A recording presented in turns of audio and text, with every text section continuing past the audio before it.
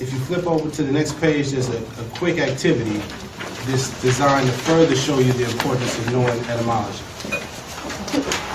Below are a set of words with two columns next to it. The first column is for you to know what you think the words mean, and the column to the right is for you to know what words truly mean. We're going to go through a few of them, just so we can get a good understanding. A dollar.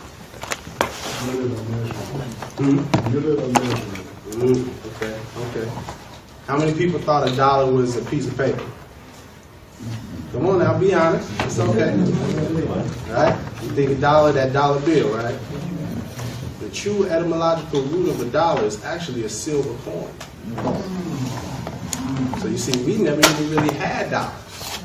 That's just bills. But that's a whole other discussion. How about kid? Kid, what do you think?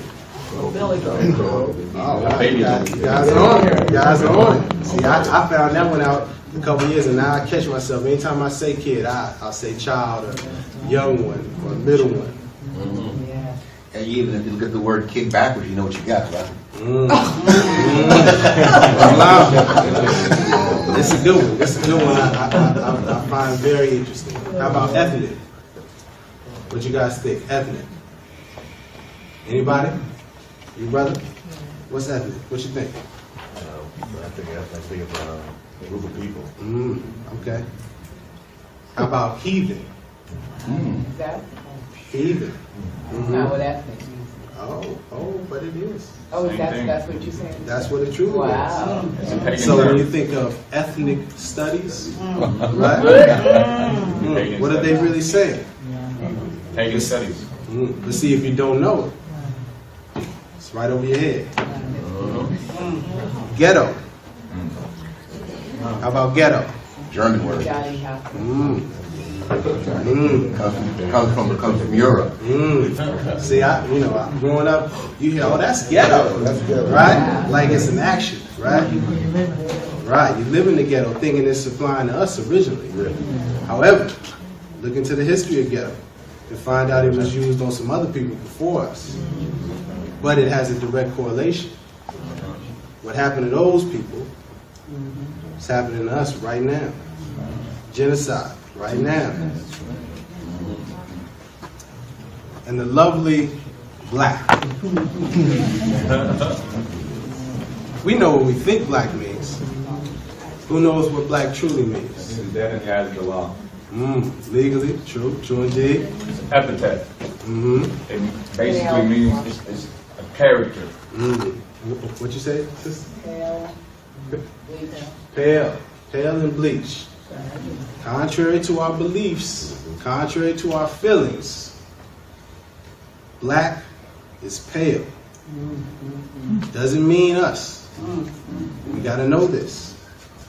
We have to know this. And this is not, and once again, all of this is not based on emotions, not based on what I think, not based on what I feel. You can look it up in the dictionary for yourself. Like a wise man says, just prove it wrong. Well, I think you'll find that you'll be amazed at what you see. Now that we've established what etymology is and the importance of the science, let's examine the word status and other keywords associated to it. I have a simple definition sections for each word that include the etymology of the word as well as 4 definitions of the word from multiple sources. And this is by no means a comprehensive source for you to rely solely upon. This is just as a reference guide as you're studying. However, everyone should have an unabridged dictionary, multiple unabridged dictionaries, multiple law dictionaries, thesaurus, a dictionary on the root and etymology of words.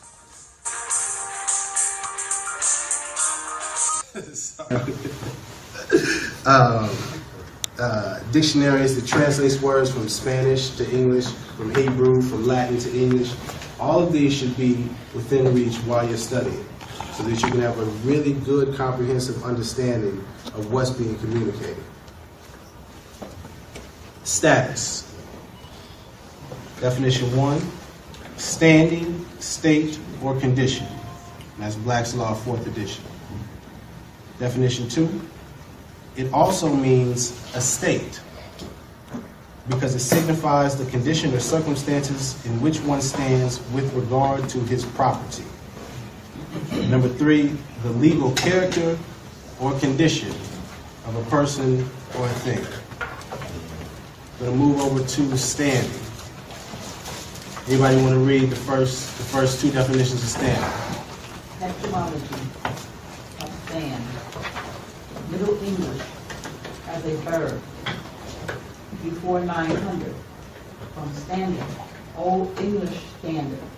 Old High German stanton. Stand up. Stand in. Akin to Latin stare, to stand. Okay. And then we can go in just to the first two there. One's place in the community, in the estimation of others, Black's Law 4th edition. His relative position in social, commercial, or moral relations. His repute, brand, or rank, Black's Law 4th edition. Okay? So just to can you guys hear me back there? You guys good? Just so we can drill it in your head. Status is equal to estate, synonymous. Okay? Let's keep this in mind. Status is equal to estate. We're going to move down to estate. I'm going to read estate. How about you, brother? Start number 1. Yeah. The word estate is a word of the greatest extension and comprehends every species of property. Real and person. It describes both corpus and the extent of interest. Black Law's 4th edition. Estate is constantly used in conversing in connection with words, right, title, and interest, and is in a great degree synonymous with all of them. Black Law's 4th edition. Okay. Status is synonymous with estate. Estate is synonymous with right, title, and interest. So when you're talking about status, you're talking about rights, titles, interest, estate. All of those are synonymous. Okay? You flip over, they have the definitions of right, title, interest as well. You guys can study these on your own, but they're here for you to read. But just know that when we're talking about, Just kind of basic question. What is it called Black's Law Dictionary? that was the person, Henry Black. Oh, okay. But there's other law dictionaries. Bouvier is another one. But it's simply just the person who was named, just like Webster's. Right, exactly. We're going to read condition. The rank, situation, or degree of a particular person in someone of the different orders of society, or his status or situation considered as a juridical person arising from positive law or the institutions of society. Mode or state of being, state or situation, essential quality, property, attribute. Black's Law, 4th edition. Down in number 4, state, a particular mode of being, applied to external circumstances, to the body, to the mind, and to things. All right? Islam? Islam. Oh, and I should have said this before, but at each chapter at the end is a little section for notes. If there's a question that you have, if there's a topic that you didn't hear me cover, there's a comment you want to make, or when you're only studying, you want to jot something down, you can write it here as we proceed. If you have something that I didn't mention and you want to bring it up, please do. And also let me say this, although I have the status right now as the teacher, understand that you are all teachers. Okay, don't think that I'm up here and I have all the answers. That's not how it works. I mean, we're sitting in this class format, but really in your mind, think of this as a circle. Okay? And I'm putting information on the table. You also, all of you have the equal status, in that sense, of putting information forth on the table for everyone. Because this is for the upliftment of our nation. and humanity. So we have to realize that we all have an equal share in doing this work. Islam? Islam. All right. Chapter dos. What is status? Now that we have laid down a solid foundation of the etymological and legal definitions of status, let us simplify the meaning, or as the wise elder teacher El-Hajj Malik El-Shabazz, also known as Malcolm X, very interesting on that, we'll cover that a little later. But as El-Hajj Malik would say, let's make it plain. What is status? Status is one's place in the universe and one's relationship to everything and person in it. Let me read that one more time. Status is one's place in the universe and one's relationship to everything and person in it. Who does status apply to? Status applies to every single being in the universe. Everything, every person has a position, a place, and standing in the universe. We'll pause right here just for a moment. I know, depending upon what school of thought you may come from, you may have heard people say, you know, I'm a divine being, or I'm a God, you know, so those labels and things don't apply to me. Even divine being, that's a status. Saying you're a God, that's a status. So understand that even no matter how conscious you feel that you are, everyone has a status. And you must know it. Not just believe it, not just think you know what it means, but truly know. Islam? When does our status apply or become activated? From the moment we are created. I would say born, but even before that, you have a status as a fetus or an embryo. That's also a status. In fact, in law, they're battling over the rights of a fetus and the status. I mean, an embryo and such in terms of abortion. So even then, when you're not even conscious and you can't even talk and walk and all of that, you have a status. Islam? And how is our status determined? Our status is determined in several ways. By our appearance, by our language, our titles and our names, our actions, and our records and documents. Now that we have a solid understanding of status and some simple ways that it can be applied, let us get a little deeper with the science. Status represents many different facets of our lives, but for this course, we will focus on 3 parts. So I broke down status just so that we can get a good understanding. We have status as it's originally spelled.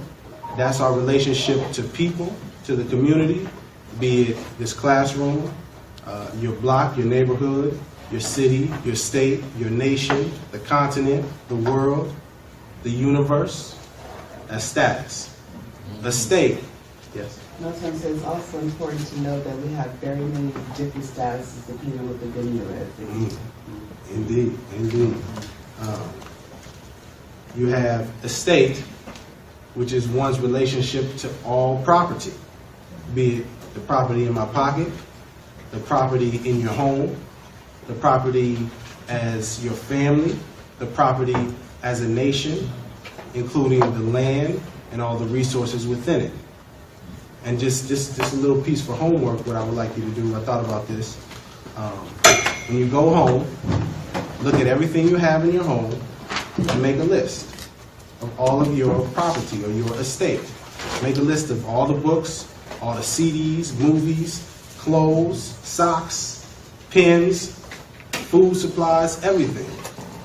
Then start putting a price to it. Put what its value is. You add that up. That's your personal estate. You can do that with your entire family. Now that's your family's estate. And you can get that insured. You see? So I just want us to realize that we're not as broke or as poor as it may seem. We may not have the fiat notes or the dollar bills, but we do have an estate. We do have property. And once we get on a larger scale, we'll start to realize we have a much more vast estate than we ever realized. The last section, so we have status, relationship with people, the community, estate, your relationship with property, and the last one is state. That's your mental state, the relationship with your mind. And this is actually one of the most important. Let me read real quickly. This is the Kabbalion.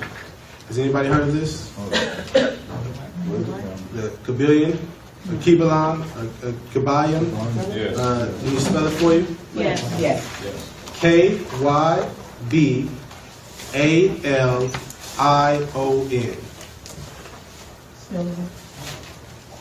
K-Y-B-A-L-I-O-N.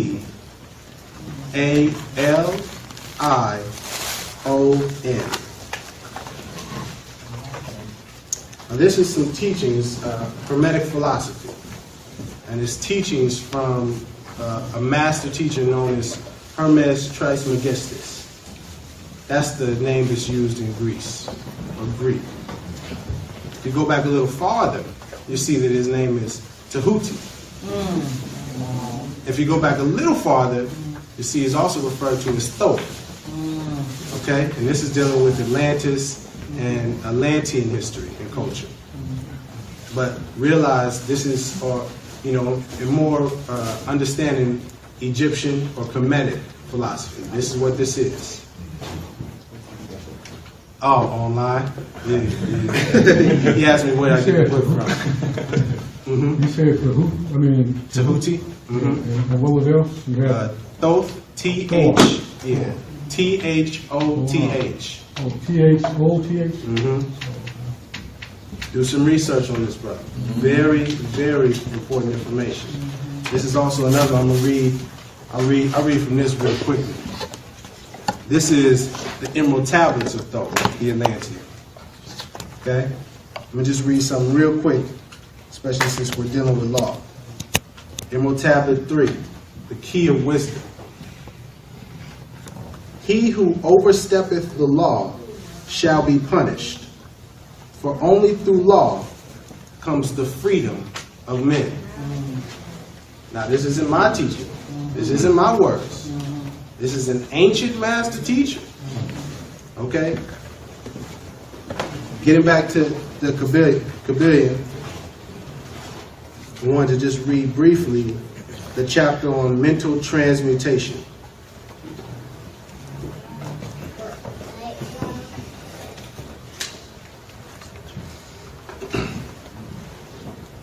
Mind, as well as metals and elements, may be transmuted from state to state, degree to degree, condition to condition, pole to pole, vibration to vibration.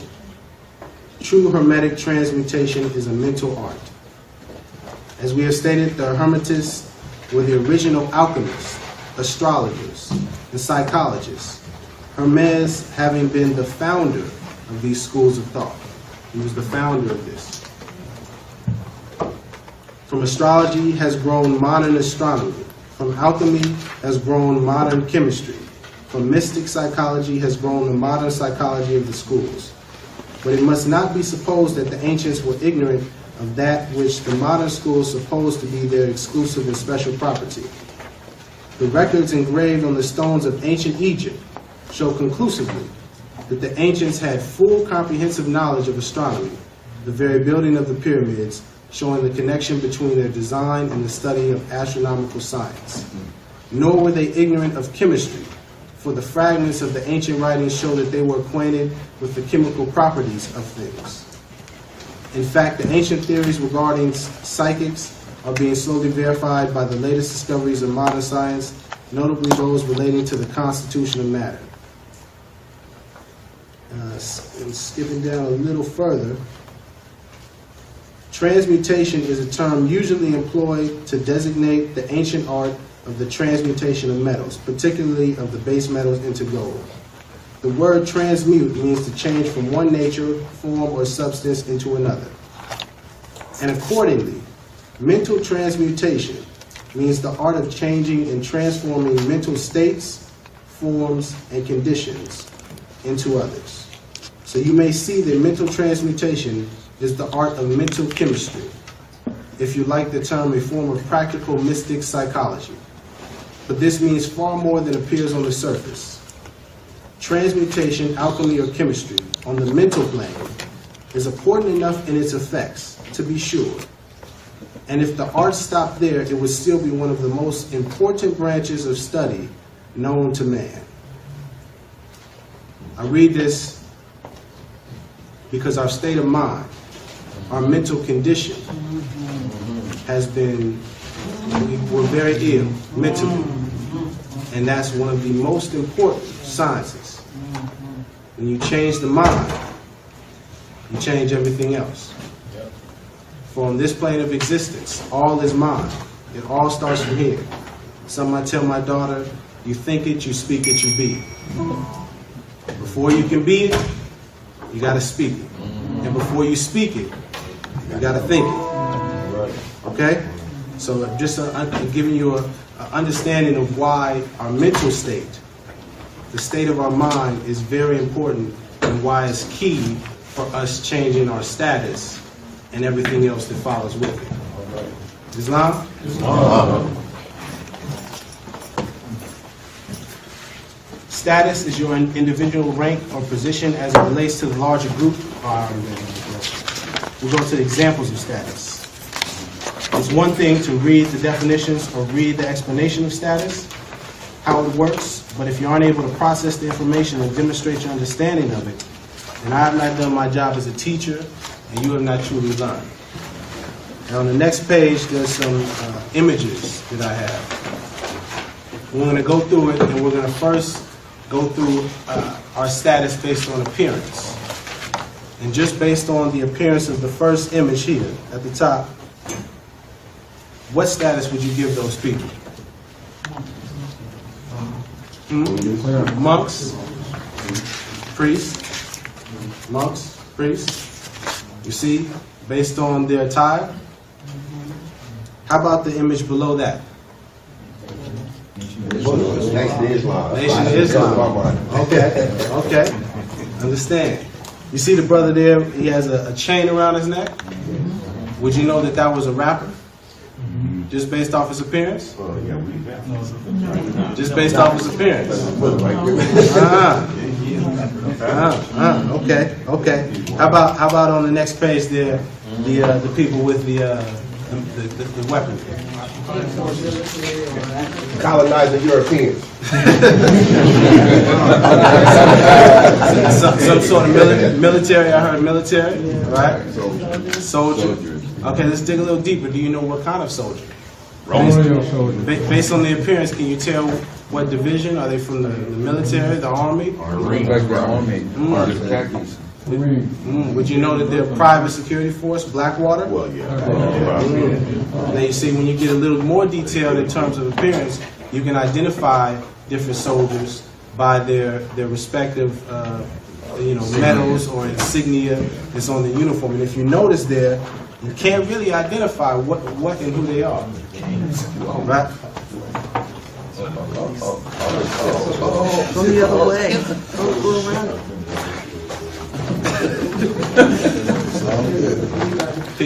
Peace to my wife.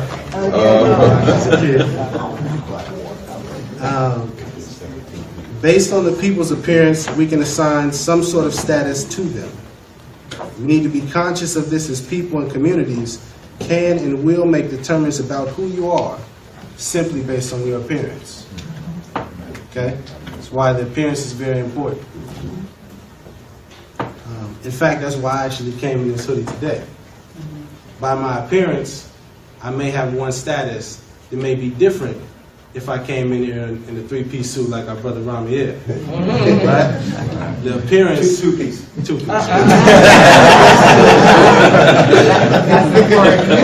But I would do this even when I was in school and in college. I would wear a hoodie, sit in the back of the class to give off the appearance, to see how people would treat me. Right? Especially the teachers. See how they would react to me. Not knowing what I know or who I am, just based off my appearance. And I also saw this when I used to have a job, plantation job really, and we traveled to Switzerland. And I was wearing the suits out there, And you'll be surprised at how the tone of people change. Oh, good evening. Good afternoon, sir. Right this way, sir. Right, just based on the appearance. Don't know who I am. Next up is the chart below. It has a list of both names and titles of different people from different communities or society. Let us examine them and see what statuses are communicated by the names and the titles. First up, Beyonce. What status does she have? Based on that name, what do you think? Beyonce. No. Entertainer. Money. Okay, what about Hannibal? Name Hannibal. Warrior. General. Anybody thought Hannibal Lecter, like in the movies? Not Hannibal Barker, one of the best and most well-known generals ever in the history. Who was a Moor, by the way. What about Wassilu Muhammad Jocko? Anybody have an idea on who that is? Ah, my man. What is it?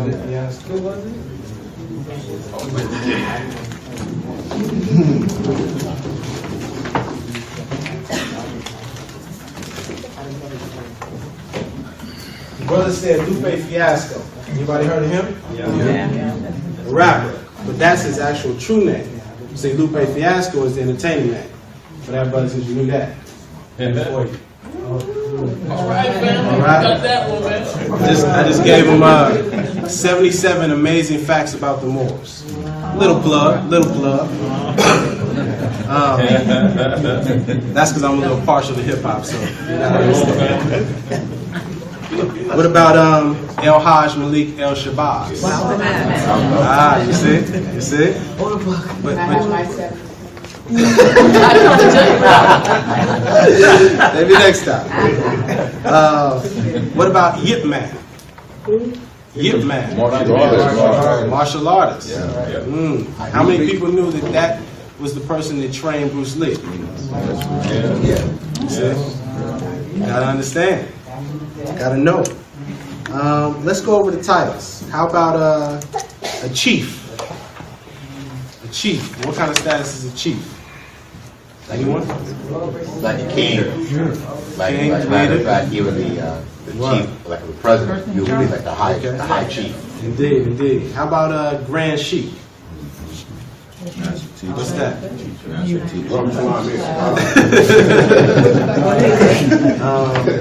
Okay, what about ESQ? Oh, okay, you guys are on it. You guys are on it today. Esquire. Okay. What about we'll close it out with Michael Jackson. What kind of status? Genius. Maybe this is my personal opinion, but I feel that down the line in some years he'll be known as a prophet. We see him as an entertainer now, but that name may have a different status, 100 years from now. One thing I've learned is that why he has the root word El and Michael. Mikael. Forget it. Or where we are now, Samuel Merritt College. Just something to notice. As we see in our addition to our appearance, a status can be communicated based off our names and titles. We need to be conscious of this because contrary to popular belief, words can indeed hurt you if used incorrectly or in ignorance. Next, we have our status being determined by our actions. This is generally known and accepted without much thought, but let's just demonstrate just a little bit to be clear. For example, if you've seen a person that was on the side of the freeway holding up a sign, hand out, what status would you give that person? Homeless. Beggar, right? That's an action. How about a person that has a hose and is spraying a building that's on fire? right? This is simple, but this is just to help you understand that your status can be communicated by your actions. Okay? Lastly, let us cover a few examples of records and documentation that communicate our status. A driver's license, a birth certificate, a nationality card. All of these communicate a status. And these in particular, these documents and records and such, these are a little more concrete, as it's not entirely up to interpretation. It really much says pretty clearly what status is being communicated. But if you don't know what it is, that's where you can run into trouble. Islam? Finally, let us remember that one's status, whether it is appearance, names, actions, and documentation, depends on the knowledge or awareness of the group, community it is interacting with. You can have the most honorable title or be one of the world's greatest rap artists. Peace, my man. But if the community you're relating to is ignorant of that information, ignorant meaning not knowing. And then let me take a step back. Let's understand ignorance is just a lack of information, a lack of knowledge. Don't confuse it as something negative, as it being stupid, a lack of ability to understand. You simply don't know. So, if you hear me say, or you come across the word ignorant, don't take it offensive. We are all ignorant of some things. To remain ignorant,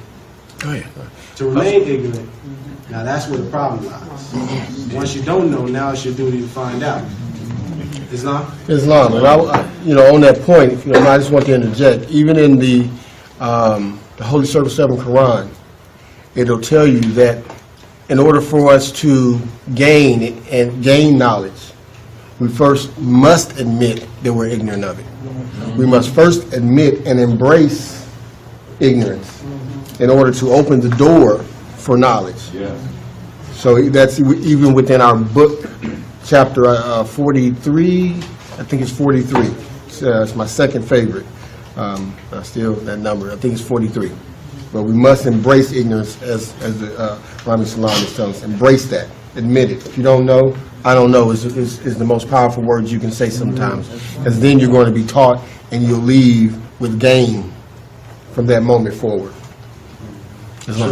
True. I mean, I can speak from personal experience. Biggest plague in our community. I grew up, I was always told I was pretty intelligent growing up. I was smart in class. I got good grades. So when I felt like I knew something, I would stand on it and I'm ready to defend it. I know what I'm talking about. Right? I remember I got into this argument with a Jamaican brother about what's the biggest sport in the world. I'm like, American football. Don't you see the Super Bowl? He said, yeah, young brother, I hear you. But, around the world, football, or soccer as we know it, is really the biggest sport in the world. Yes, it is. And I was, ignorant, right? I'm thinking I know what I'm talking about. I go home, start trying to get some facts together on the stadium sizes. And then I found out, I said, I was mistaken, right? But that's the humbling. You got to eat that humble pie. And when you don't know, it's okay. I don't know. You know what? I don't know. My bad. Can you teach me? You see, and then that's how you get to the process of knowing. I wanted to say something quick also on the community being ignorant and the relationship to the community you're relating to about the information. I walked around Lake Merritt, which is not too far from here, with my fez on a couple of weeks back, just to see, amongst different reasons, but one, just to see how people would react to it. And what I noticed was most of our people, Americans, Moorish Americans to be specific, they walked right by me like I wasn't even there, right? Not knowing that the fez represents our crown. However, European people, they would look, give me a smile, give me a nod, right? Whole different energy. Because some of them knew, you see? See, and they understand the importance of it. They understand the honor and the respect that it holds. So it depends on who you're relating to, the community that you're relating to, and the knowledge that the community has that you're relating to. Because if the community does have no idea, it's just a funny hat, right? It's just a funny hat. This black dude is wearing a funny hat walking around the lake. Or that's a Moorish American wearing the fez, the ancient crown. Islam brother in the back? Yes, Islam brother. I have a story to share briefly about my experience with the European in Connecticut. I was at a food co-op a couple years ago. And I was wearing my fez. It was winter season, and a European woman, she approached me in a joking manner, and she says, "You're wearing that hat because it's cold outside?"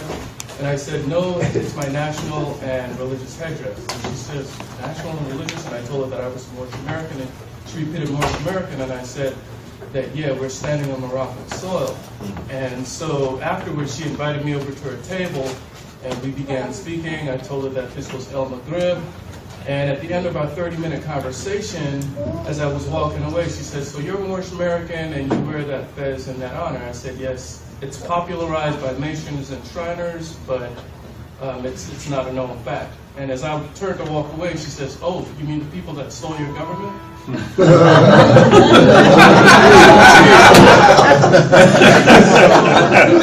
Just to echo what you're saying, they pretty much know the Europeans. Man, let me build on another story. I was going to a donut shop to get some Chinese food, even though the brother actually isn't Chinese, but that's a whole other story. As I go in, an elder Moor asked me, if you got some change on the way out, can you help me out? No problem. I go out, give him a few of the fiat notes, not dollars, right? Give him a few of the fiat notes, and I start talking to him, just building, and an elder European brother comes up, pushing a cart, also appearing to be homeless. And he's saying, it's good that, that people are helping out people. This is what we need more of in humanity, instead of people just walking by us like we're nothing, etc., right? At the end of the conversation, I say, to the European brother, I said, "What's your name, brother?" And he said, I honestly don't remember, but it was like, Fred Smith, something like that, right? I say, "Pleasure to meet you, Fred. I'm Rami Salaam."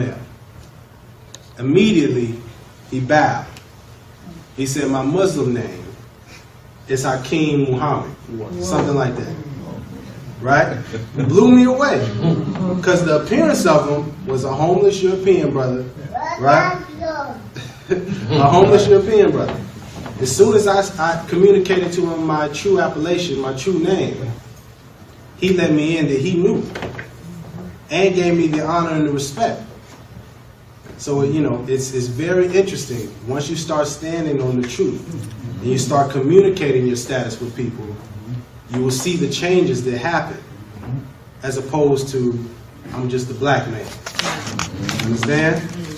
Islam? Islam. Is there any questions before we move forward? Okay. Chapter 3 is our current status and how it affects us. This is where it's going to get a little deep. So, many of y'all that still have the belief that we're black Americans, or African American, your heart goes to you. It's going to be hard to digest. Even the word Afro. Right, Afro. Right.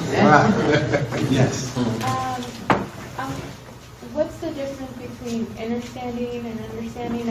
I know I read that, and I was like, why would you put understand, In brief, from my perspective, understanding is when you're standing under it, when you're trying to grasp that comprehension. Understanding is when you feel it inside and you know it inside. Part of you. Right. Overstanding is when you see it and you see the whole thing. You see the whole scope of things. There's an interview with Tupac actually where he's breaking it down with this brother named Cody Scott. I forget his actually true appellation, but he was an ex-gang member. Monster Cody. Monster Cody.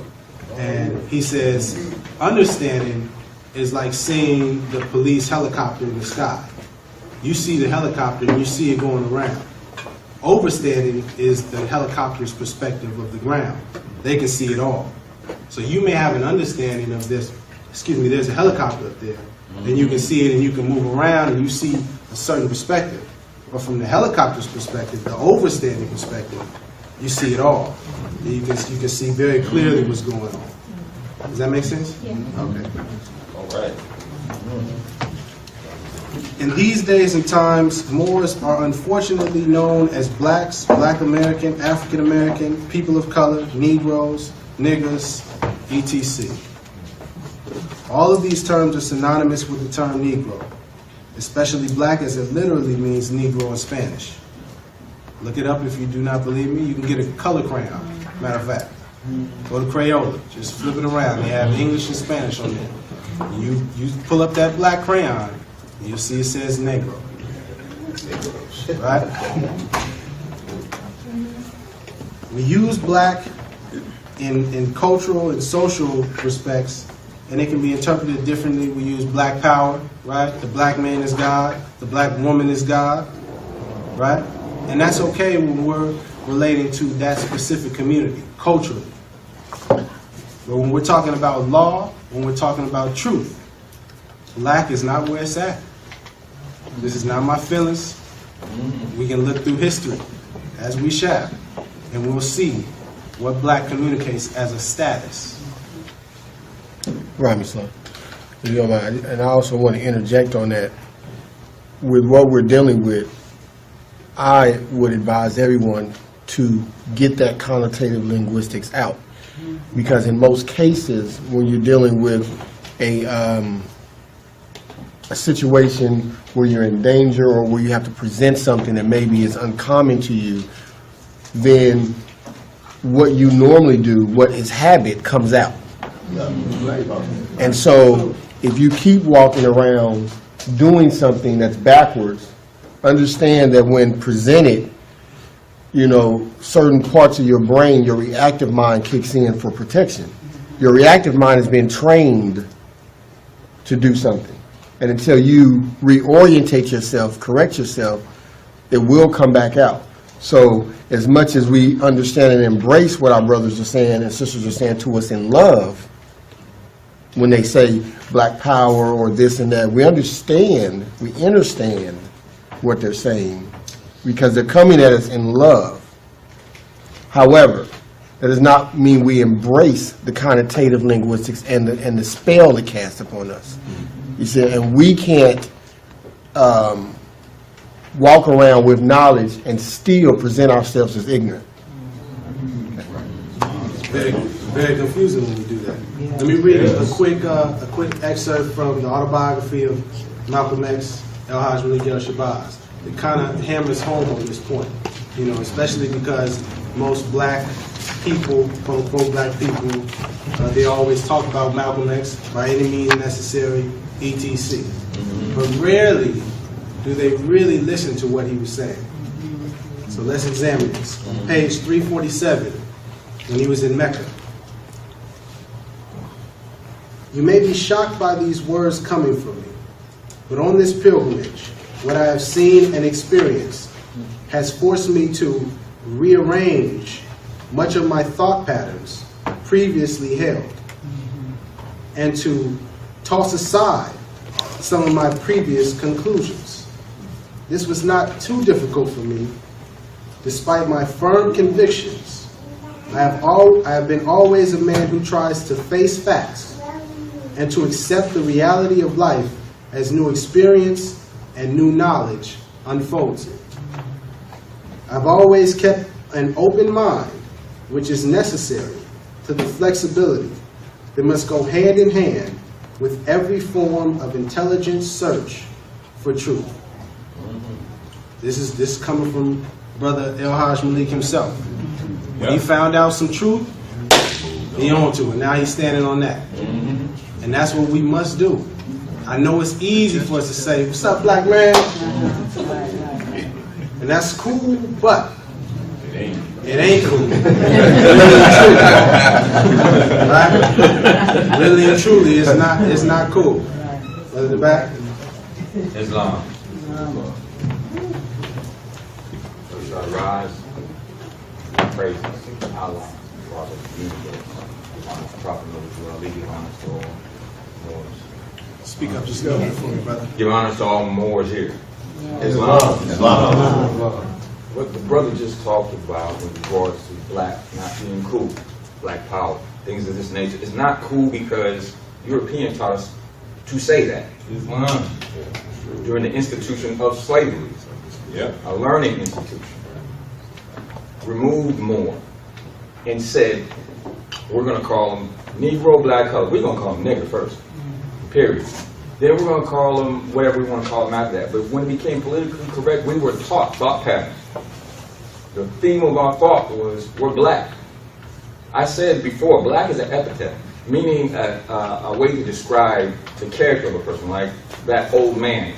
That didn't tell you how old he is. It's telling you his character, his mannerism, his condition. His condition. And so, and his capacity or status. So it's not, you know, when somebody says black, they're not referring to the color of your skin. I'm not black, I'm brown. So we're not talking about the color of our skin. We're talking about the character of an individual. So what is the character of black? When you hear the word black, like you hear the word old, when you think about the character of a black man, what's being portrayed out there? Who taught you about the character of black? The European did. And the number one character is inferior. With that, I say Islam, please. Islam.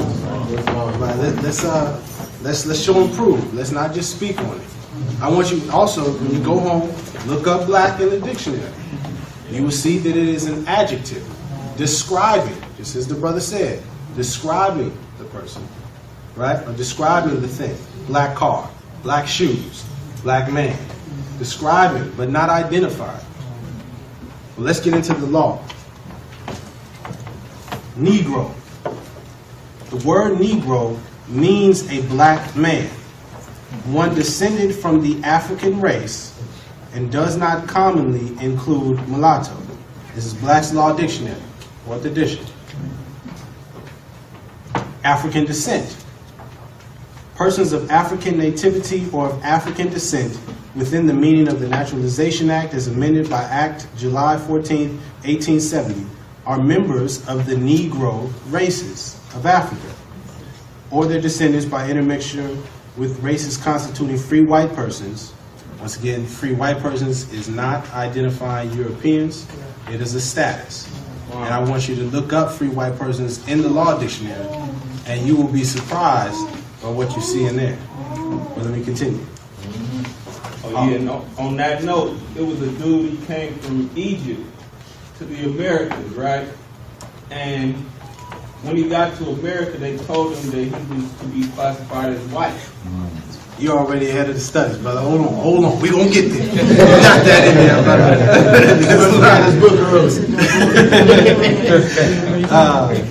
brother. Constituted free white persons, the Negro race is referred to being those from which the emancipated slaves in the United States descend. So African descent, synonymous with Negro, synonymous with black man. You say you're African, it's a Negro, a black man.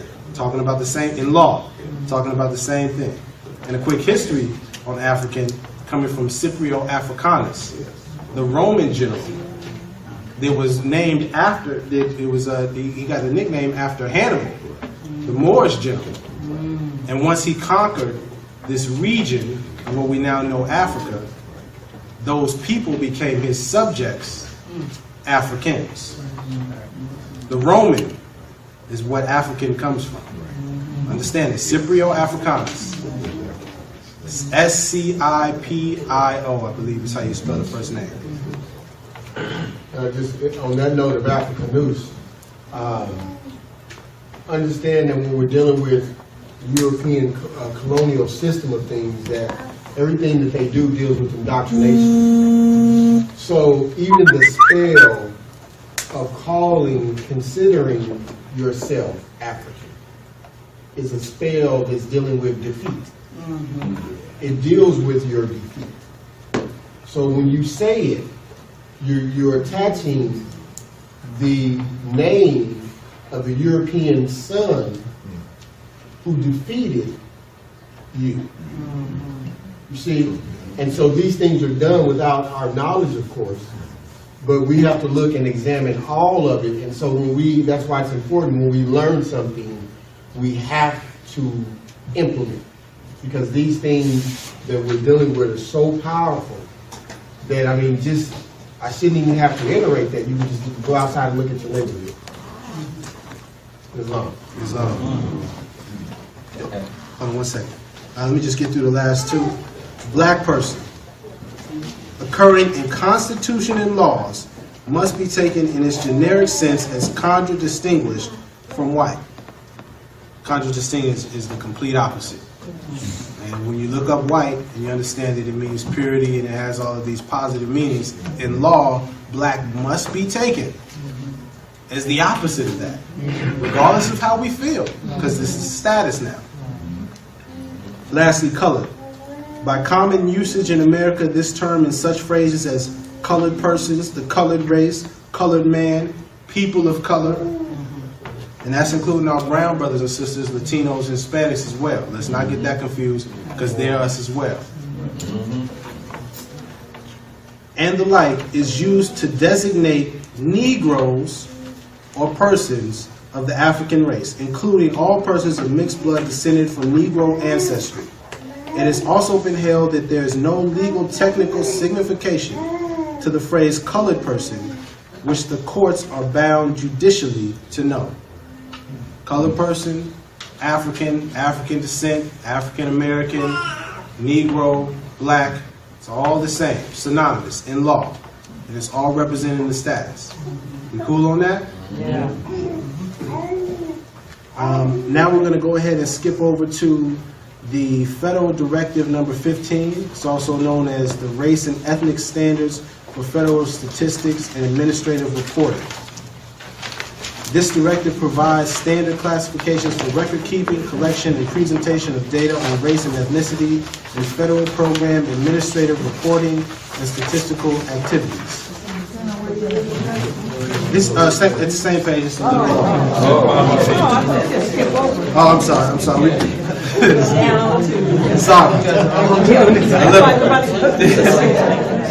A little low. These classifications should not be interpreted as being scientific or anthropological in nature, nor should they be viewed as determinants of eligibility for participation in any federal program. I just want to stop here and say it is saying it should not, which is a little different than it shall not. It should, but it could be, right? And it's speaking of federal programs, but it doesn't say what else. State programs, for instance. Municipality programs, for instance. So you got to be, when we're dealing with law, it's very specific.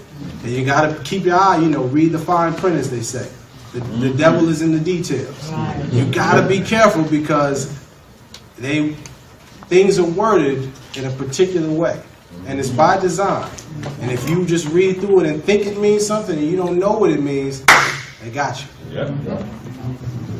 Now we'll get to the definitions in Federal Directive number 15, and I urge you to look up, just hit the Google search, Federal Directive number 15. It's talking about race and ethnicity, excuse me, thank you. The basic racial and ethnic categories for federal statistics and program administrative reporting are defined as follows. American Indian or Alaskan Native. A person having origins in any of the original peoples of North America who maintains cultural identification through tribal affiliation or community recognition. Asian and Pacific Islander. A person having origins in any of the original peoples of the Far East, Southeast Asia, the Indian subcontinent, or the Pacific Islands. This area includes, for example, China, India, Japan, Korea, the Philippine Islands, Samoa. Black. Listen very carefully. A person having origins in any of the black racial groups of Africa. Hold on now. Hold on now. A person having origins in any of the black racial groups. Groups of what? Are they specific? Of Africa. Where in Africa?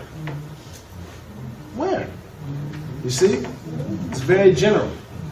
They don't tell you what group. Could be a group of animals, for instance, right? A group of human chattel property, for instance. They're not specific. As you see with Asian Pacific Islander, American Indian, a person having origins in any of the original peoples. But when you go down to black, it's any black racial group. Let's see what white says. This is where it gets real interesting. A person having origins in any of the original peoples of Europe, North Africa, or the Middle East. So white as a status means you have origins in the original peoples. Listen carefully. The original people of Europe, and by the way, we were actually in Europe first, just so you don't get it twisted. We were there first also. But more specifically, North Africa. Who was in North Africa? Could it have been the Moors? Or the Middle East? There's another very interesting term. Where's the Middle East? Where's the Middle West?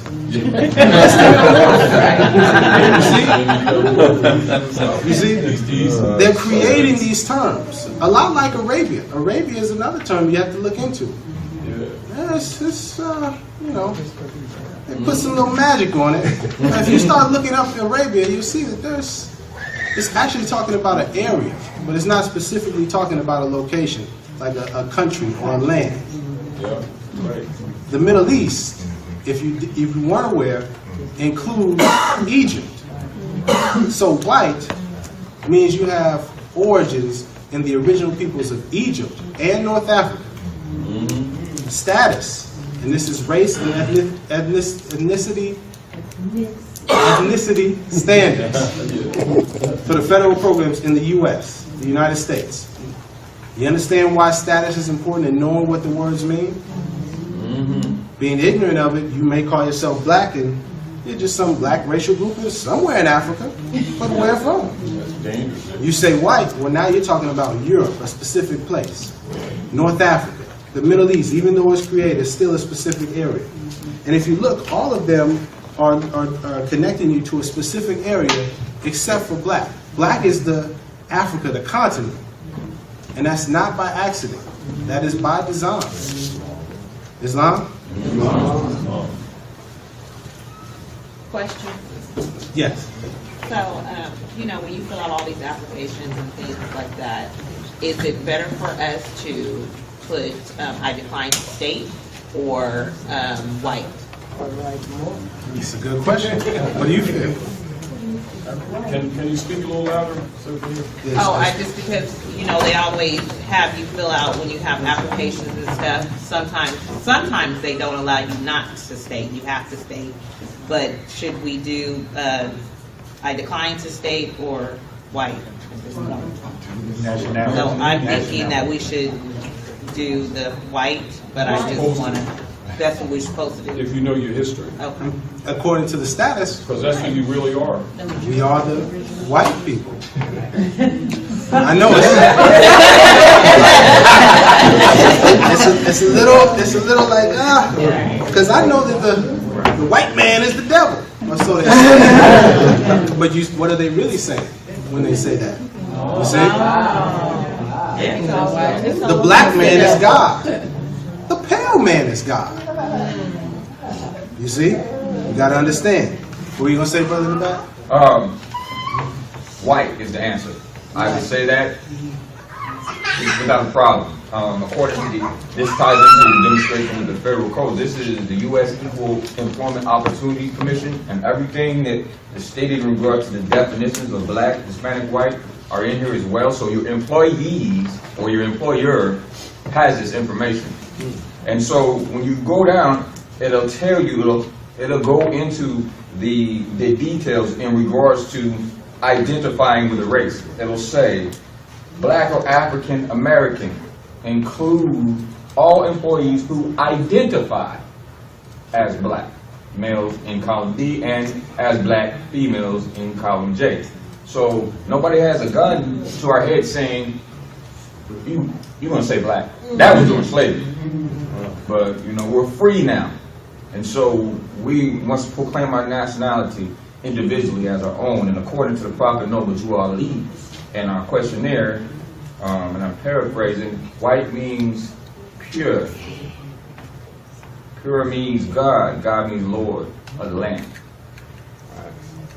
So, again, what the brother said is, we're the Dejure white people. And Dejure is a law term, D-E-J-U-R-E. Dejure, D-E-J-U-R-E. And that is the opposite of de facto. De facto, D-E-F-A-C-T-O. I would tell you what that means, but man knows not by being told. So I want you to look those terms up if you don't know. We're going to show and prove. Yeah, brother. Yeah, question regarding checking those boxes. I don't know where I heard this, but I heard that some people say to create another box and put Moorish American and check that on those documents. That's something I've heard. So just to clarify that, should we check the white box or should we create a separate box? Can you see what I'm saying? Very good point. Maybe an option. Why isn't it an option? Just because they don't have the box there doesn't mean. So could you put other? What is other? Right in Moorish. And if we're really being proper, our race is Asiatic. Yes. So if we're speaking on race, then we should put Asiatic, not necessarily referring to Asia as we think it, but at one time the whole earth was known as Asia. And as us being the first peoples, well, we were the Asiatics. So understand what that term and that status represents as well. I see 3 white persons right here. Let me just read this this section right here. Let's see where this we got it. It includes Magyars, Lapps and Finns, and the Basques and the Albanians. It includes the mixed Latin, Celtic Iberian, and something there. Who is that? Moorish inhabitants. Well, isn't that something? And this is from a Black's Law Dictionary, right there. They say, you know, you want to hide something from put it in a book, right? Don't they say that? It's in the book. It's not illegal. You just flip it open, check it for yourself. Go on Google, check it for yourself. It's very simple. Yeah, I just want to mention that my 6 times great grandmother is from Portugal, and she settled in the Caribbean. As I was a child growing up in St. Thomas, none of my parents or my family ever called ourselves black. We never called ourselves black, and I'm wondering if that could have probably been passed along from my 6 times great grandmother. Powerful. I would have to think so. Because they're not. Right, true indeed. I have an example of the Dred Scott case, which is really important, but I want you to do that study. I have an excerpt from Chief Justice Taney, one of the Supreme Court justices on that case. And he has some very important things that he spoke about with regards to the Dred Scott case and the decision. Dred Scott, just to briefly cover, was a quote-unquote slave who tried to purchase his freedom, got denied, so he went to the courts because he went to the north, and once you went past a certain area in the United States of America, you were considered free. It went back and forth to the courts all the way up to the Supreme Court, which is the highest court of the land. They made a decision. It was plaintiff in error. It was thrown out of court. The reason being is because of his status. He didn't have the proper status to even be in the court. Because as a Negro, as a black man, he has no status. He has no rights. He's not a citizen. But I don't want you to believe me on this. Read what it says, because he also mentions the Indians and saying even though they weren't a part of the United States when it was created, they had their own government, their own laws, and they were respected as free people. And so they had the right to come in to the United States and be citizens if they so choose. And they had sovereignty on the land, even as the United States was there. Now, what happened to them, that's a whole nother discussion, and you know, how they got, you know, regulated to the reservations. But that's more complex. Yeah, brother? I was just wondering if you would clarify, because you say we can claim white, so to speak, but it says a person having origins in any of the original peoples of Europe, North Africa, or the Middle East. But you say that we are from North America, so how could we, if we're going by their laws, right? We weren't actually in Europe, North Africa, or Middle East. We were in North America, right? So when we claim American Indian, you know what I'm saying? Right? To clarify, one is not their laws. We actually gave all of this information to them. Also, we were there and we were here. That's the trick, is they make it seem as though we came from over there as slaves, or there was people here, and they had nothing to do with those people. We are the same people. And this, we were on all over the world long before the Europeans were ever around. We are indigenous and aboriginal on every continent, I believe. Is that correct? Right. And also, what we have to understand is that what we call today America, when the land was whole, this is Africa. It's split, but it's still the same land. You understand what I'm saying? So, you know, that's where you have to get into a little more studies and understand the language and what they're saying. But if you can get in your mind that North Africa, Northwest Africa, is actually North America. That's what we have to understand, is that when they say North Africa, really it's still this is all the same land. So I hope that somewhat answers your question. But I wanted to get to the current examples of black as a legal status because it's very powerful, and my brother Fly Benzo in the back pointed it out. Before we get to our brother Mustafa Hefni, which was an Egyptian, let's first, I'm going to first read you a little excerpt that I found on the Wall Street Journal. Chinese people in South Africa have the status of black.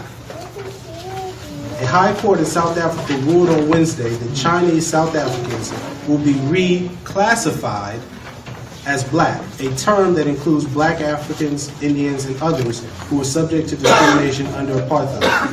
As a result of this ruling, ethnically Chinese citizens will be able to benefit from government affirmative action policies aimed at undoing the effects of apartheid. The next page. So after 3.3, you can flip over from 3.3. Sorry, excuse me. So you flip over right after 3.3 at the top there. I'm reading from this excerpt. We all good?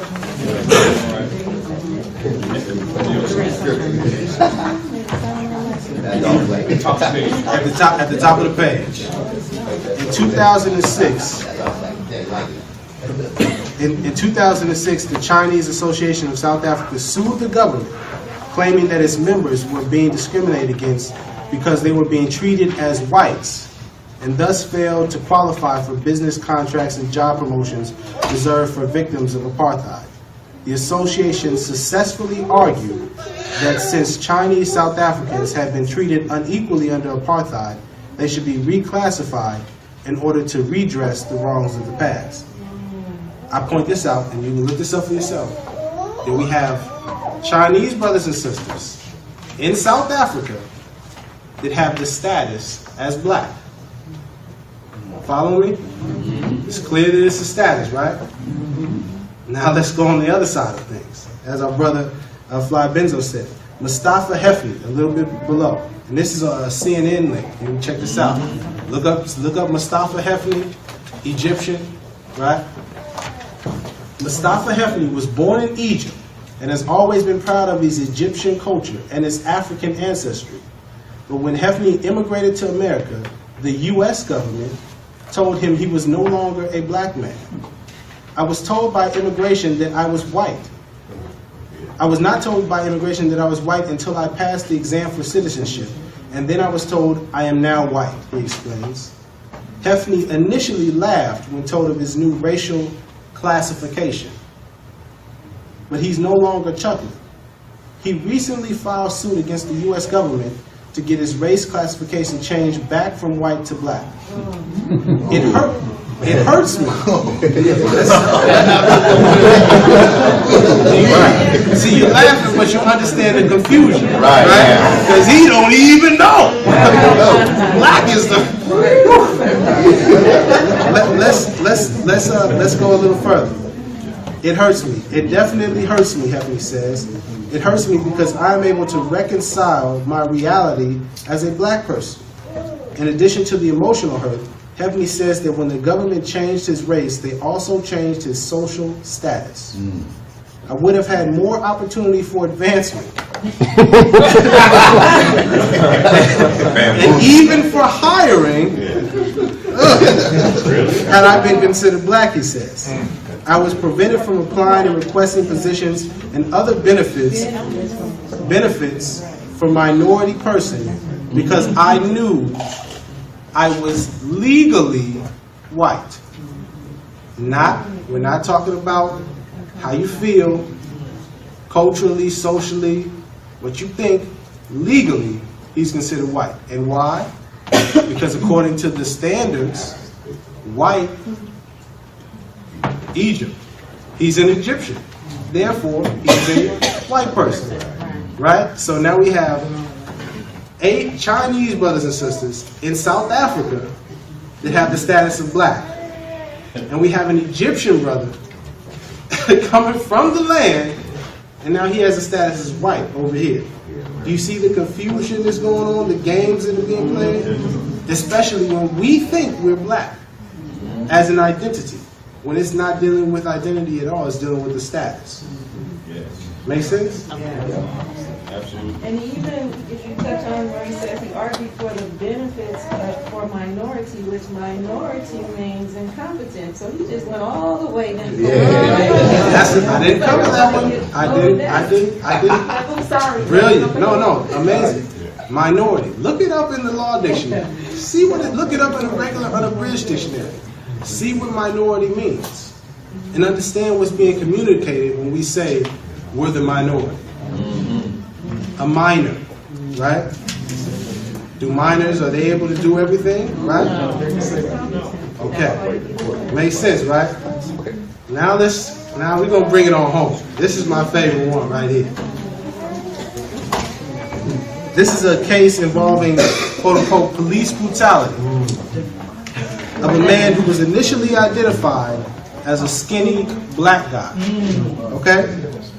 A man from India who was slammed to the ground by a police officer, had been singled out by police after a caller said a skinny black guy with a toboggan hat was walking in the neighborhood and peering into garages, recording show. Okay? And this is happening in Alabama, mind you. So you understand what's going on. Okay? After finding out his status, let's see what happens. The growing public outrage about police brutality in the United States extended abroad last month after an Indian man. So he was initially identified as a skinny black guy.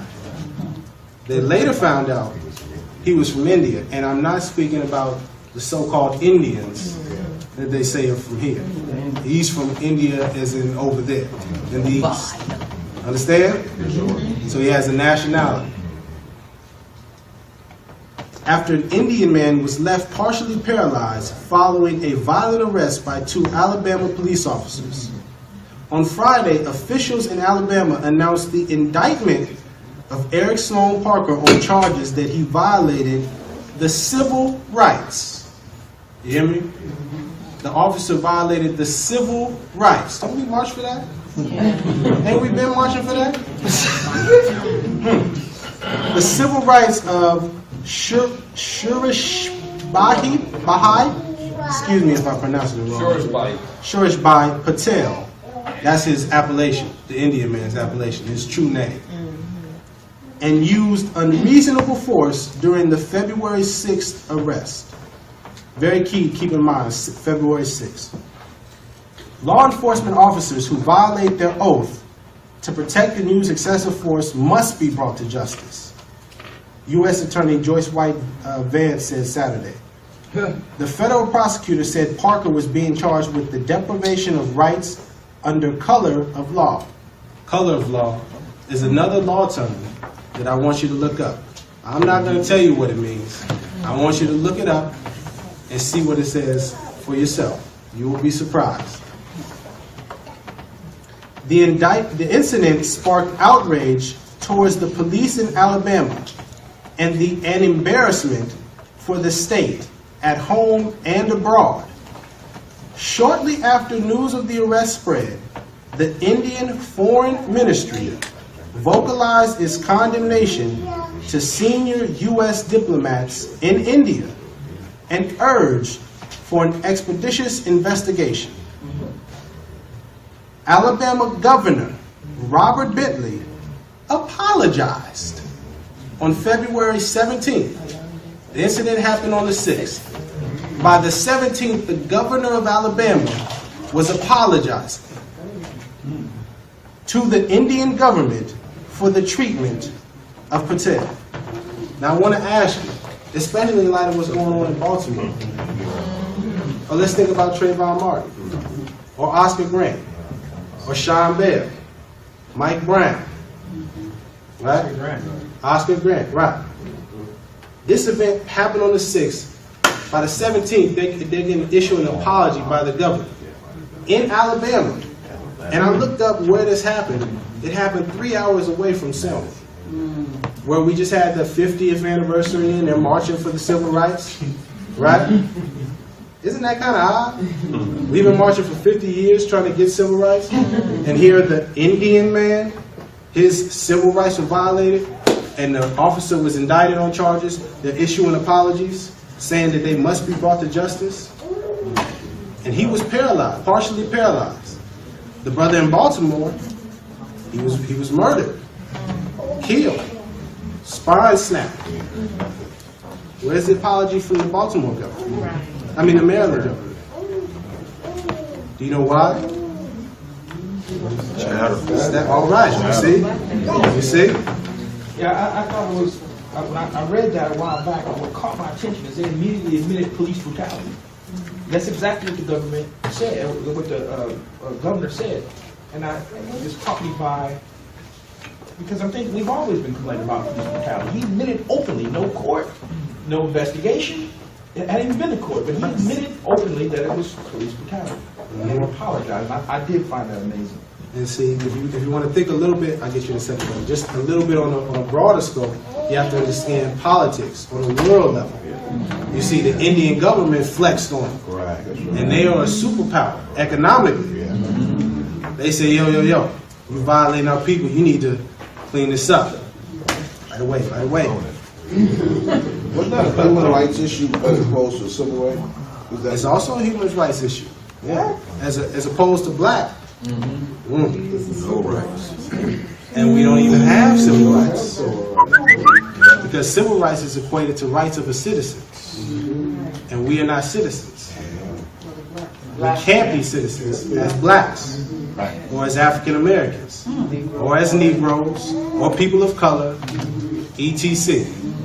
We cannot be. Section 20 of the 13th Amendment. The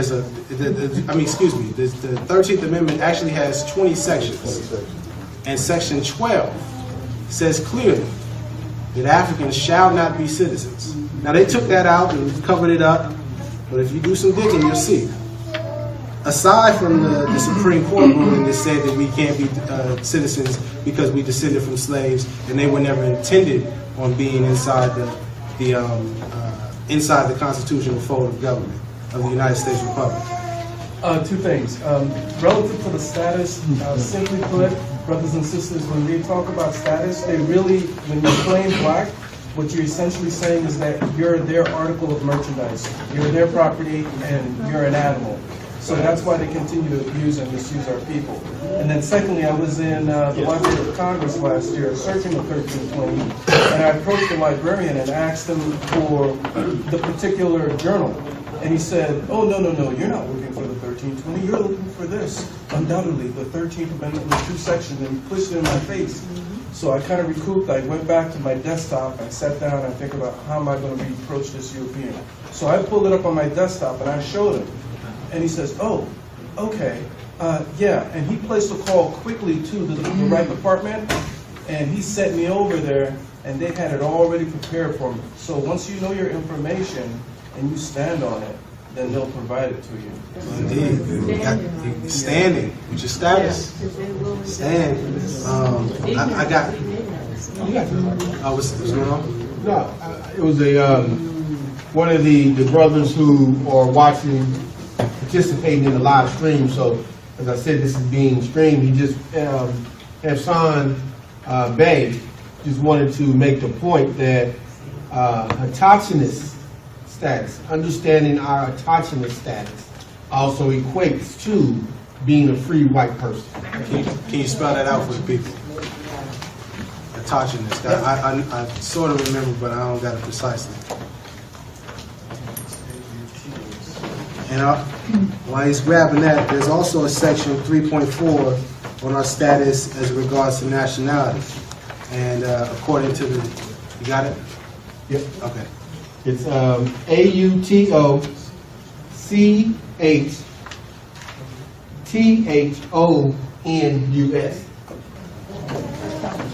Islam Hassan Bey. Islam. I'm just going. Yes. I have a question. So I understand your points about not being citizens, but how does that jive with the 14th Amendment? I thought I was supposed to correct that. Repeat the question. I said I understand this discussion about us not being citizens, but how does that jive with the 14th Amendment, which was specifically designed to address citizenship for Africans? So, from my perspective, it's basically like we're not supposed to be citizens, but we'll give you this jacket, and you could pretend when you have this jacket on, you can act and be like citizens. The key being that they're putting this jacket on, and they can take it off. And Prophet Noble Ali also said that we don't even need the 14th Amendment. If all men are created equal, then there should be no need for that. But see, that's the key, is understanding that black doesn't truly represent a human being. And let me follow that up with Noble Ali. This is a quote from the Holy Quran of the Moorish Holy Temple of Science, or the Moorish Science Temple of America. According to all true and divine records of the human race, there is no Negro, black, or colored race attached to the human family. So you see, what we don't quite understand is that when we're using those terms, it's not actually speaking of us as human beings. It's as property. Artificial, huh? Artificial person. As property that's only entitled to federal benefits. Benefits. As they see fit. Exactly. Now, if they don't see fit to give us any benefits, you are bound by their rules and regulations once you receive those benefits. Those statutes and codes and amendments, and not the true laws. Yeah, and the sister asked about the 14th Amendment. The 13th Amendment with 2 sections, the 14th and the 15th Amendment, are granted privileges. You have to understand that there are 2 governments that exist on the land. There's the United States of America and the United States. The United States was formed in 1871. And they are the ones that grant privileges to their citizens. So blacks are citizens of that particular government, which is a corporation. Just to bring that point home, because we're talking about trickery here. Okay, we're talking about sleight of hand. The United States of America, the Republic, the U.S. democracy. The United States of America Republic is the de jure. The U.S. democracy is the de facto. You got to understand there's a game. That's why in the Pledge of Allegiance, if you look in the Constitution, in fact, there's not democracy in there at all. And yet when you hear politicians speak, the U.S. specifically, they're always talking about democracy, right?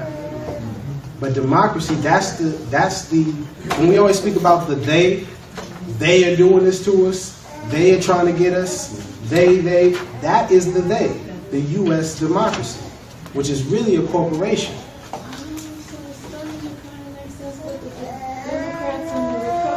So the Republicans represent the Republic, and those Democrats represent the demos. But see, this is the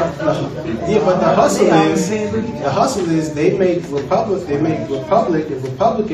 look so bad that you don't even. Right. I don't want it. They're starting to hit me in the head. It makes sense. And so you get into the Democrat, and that's giving them what they want.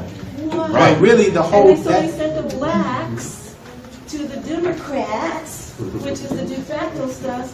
Oh my goodness. It was a switch. We switched. We were Republicans. We switched to Democrats because of the treatment. But even then, the term Republicans and Democrats is different from the original government which he's talking about. You're right. So even understand that even Republican versus Democrat is part of the hustle. Exactly. It's to get you to think, okay, well, I don't want to be them, so I'm going to be them. Exactly. But really, they're both working for the same.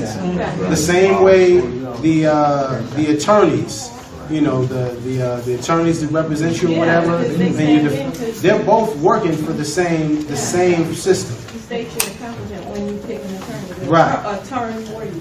Right, true indeed. Let me, Can I add something real quick? You still on 3.4? Did we move? yeah, we was, well, I actually didn't even get to 3.4, so let me cover that real quickly. You got time. We got time? Yeah. Okay, real quickly, 3.4 is speaking on nationality. And according to the Immigration and Nationality Act of the U.S. Department of State, it states that the term national of the United States means A, a citizen of the United States, or B, a person, though not a citizen of the United States, owes permanent allegiance to the United States. So if you are a citizen of the U.S., they use that term and say you are a national. But we know we can't be citizens, so we can't be nationals. Never mind that that's a corporation, but just understanding the idea of nationality, and if we would even try to claim to be a U.S. national, we cannot because we're not U.S. citizens. Does that make sense? And it also just to put on the record, allegiance is defined as an obligation of fidelity and obedience to government in consideration for protection that government gives. Black's Law 4th edition. Okay? So it's obedience. You got to be obedient. The Pledge of Allegiance is meaning I'm going to be obedient to you. But who are you pledging the allegiance to? The U.S. corporation. Not citizens. We don't have rights.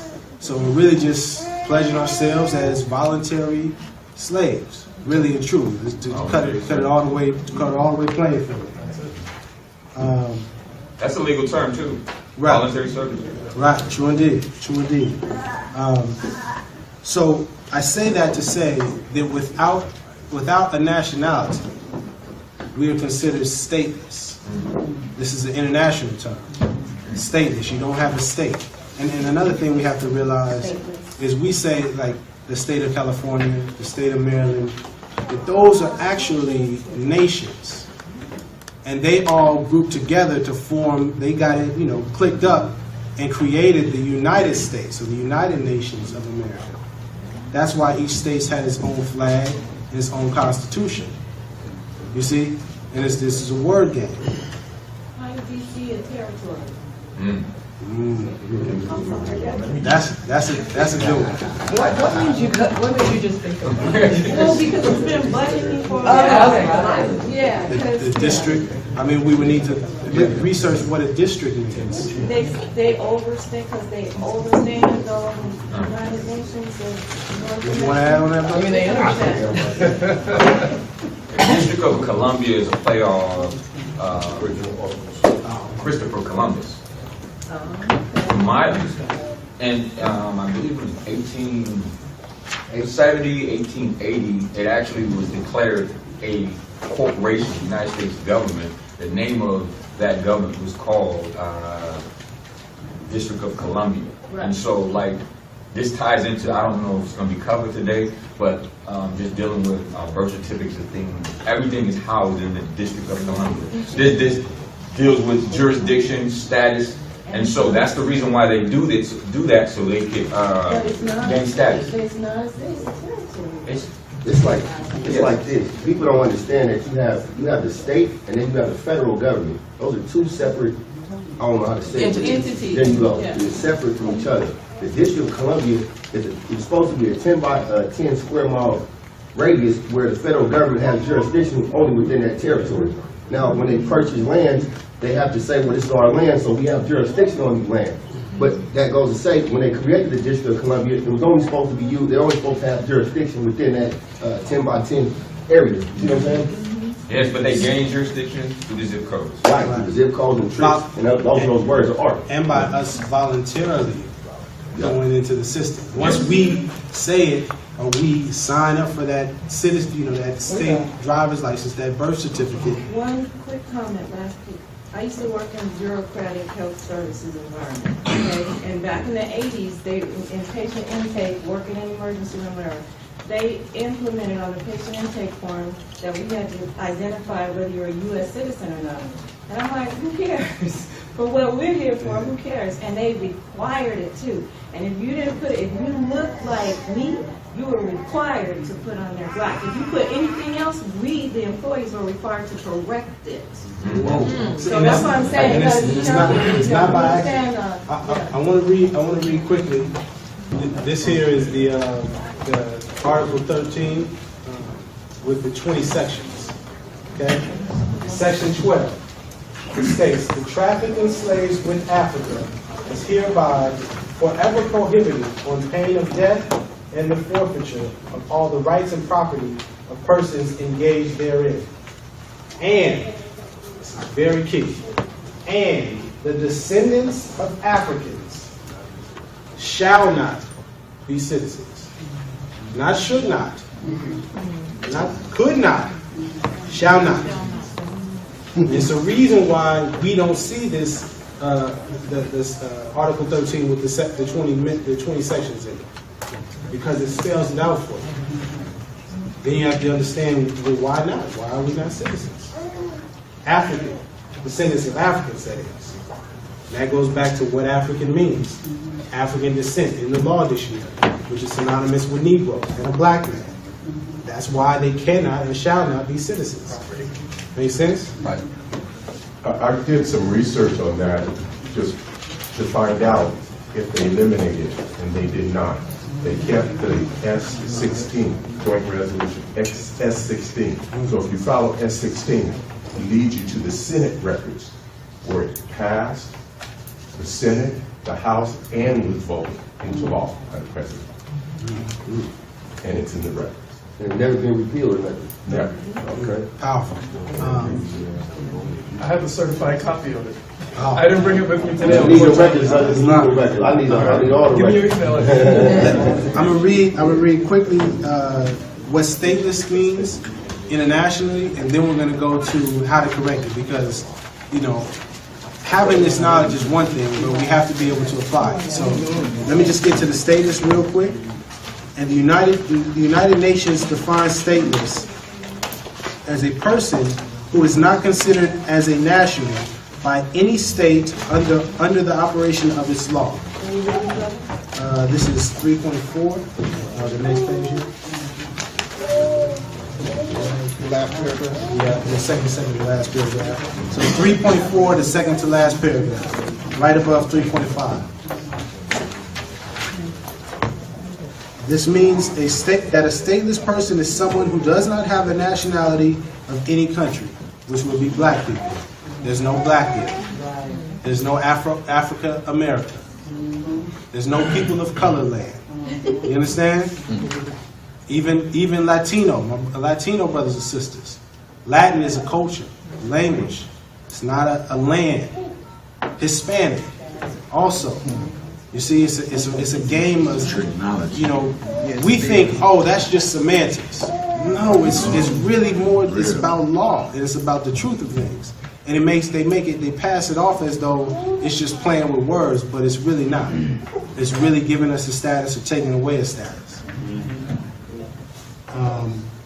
And the UNHCR describes the effects of being stateless, aka people without a nationality. It states that if you have no nationality, you often forfeit the basic rights that citizens enjoy. Access to education and the job market. Sound familiar? Ability to buy and sell property or to open a bank account.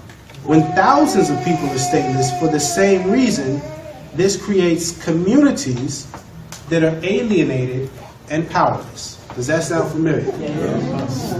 Doesn't the black community seem powerless and alienated? They show that on District 9, the movie District 9. Oh, man. They tell you right there. Man, and yeah, see, this brother, a very good point.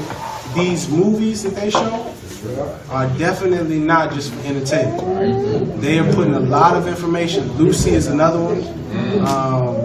Cloud Atlas is another one that I encourage people to check out. Jumpers. Jumpers. Samuel Jackson. Jumpers. I just saw the scoop. What do you say, Malik? The Disney.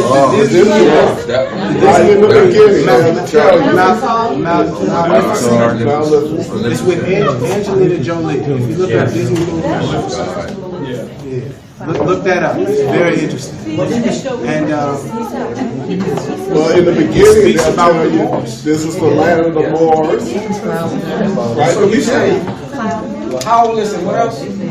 Alienated. So alienated and powerless. So when an individual, in essence, says, "I'm black," you're saying alienated and powerless. Is that what you're telling me, brother? Indeed, brother. Stateless. Stateless. No nationality. No national homeland. No home to go to. Right? Those blacks, Like property. give them whatever. Yeah, just we'll put you over here into this ghetto. One thing. Right, or McDonald's and Burger King and all of that other all the liquor stores and the hot Cheetos and the Fritos. Oh, gotta love the churches. Got to love Popeye, you know. It's churches. I'm still struggling with that myself.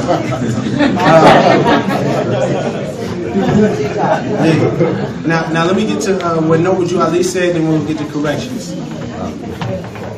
The universal prophet Noble Ali stated himself in the Quran Questions for Moorish Americans.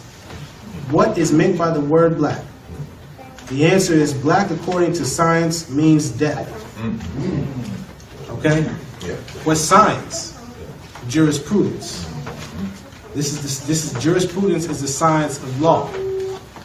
And in law, using jurisprudence, using science, we see that the legal term civiliter mortuus means civilly dead, dead in the view of the law, the condition or state or status of one who has lost his civil rights, or rights of a citizen, and capacities, and is accounted dead in law.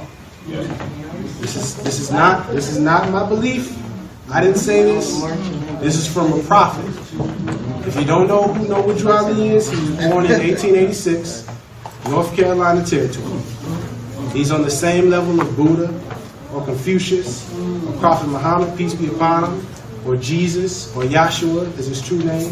In the Muslim world they call him Isa, Ibn Maryam. Noble Ali is on that same status. And he told us this information in 1913, over 100 years ago. And there's a specific reason why he's not known. There's a specific reason. Because there's there is truth in so much of what he has put forth. And in the Bible it says, the truth shall ain't that something? Ain't that something? And let me say this, I mean this, no disrespect to our elders, to our peers, to anybody that has been fighting for our liberation, our freedom, and is using the term black, right? But we gotta stand on truth now. We don't have time for games.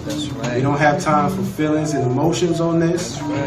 If the goal is freedom, liberation, then we gotta be true. We gotta be right and exact. Yeah. And this is not to take away from the work that's been done as so-called black people, or to discredit the effort.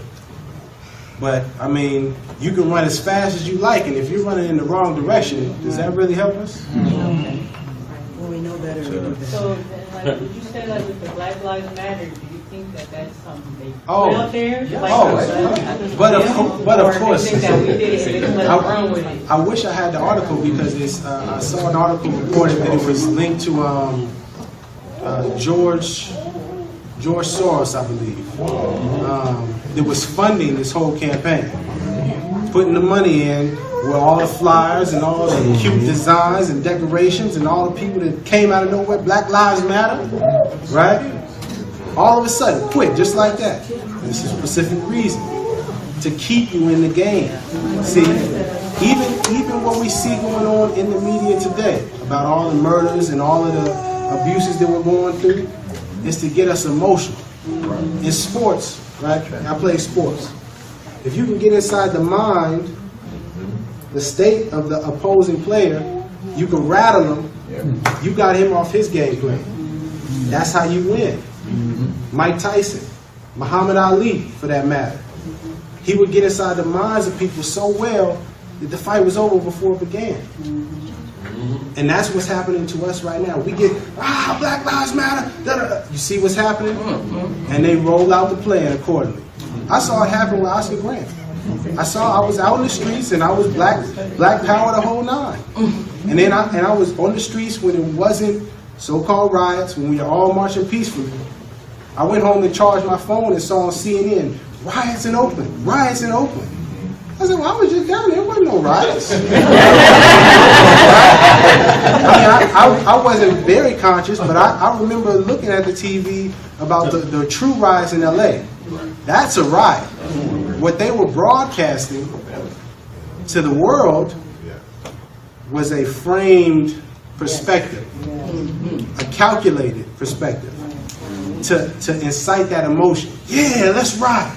Let's destroy things. Boom. Okay, we got them. Now let's bring in the police. You see, they riled us up a little bit. Same thing with Mike Brown. Got us all riled up again. Ferguson started bringing in even more military. They're doing the same thing in Baltimore. Riling us up. And this is all basically to get us all the way out of law. To say, forget the Constitution. And when we say that, as the heirs, as the true Americans, right, then they can operate in that manner. Because we're given that authority. We say, no, forget the Constitution, forget the laws. Well, they're being unruly. They're being terrorists.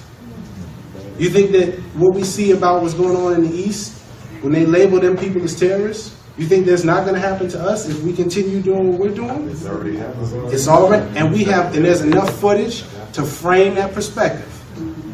And we don't control the media. We can argue and say, oh, well, that's not what happened, but CNN is playing all throughout the airports, international. And people going to say, well, look at it. And then you see the videos and the hip-hop and how we portray. And they say, well, they are. Look, I mean, they're doing it. They're savages. F the police, right? Well, they're good about, I got one question.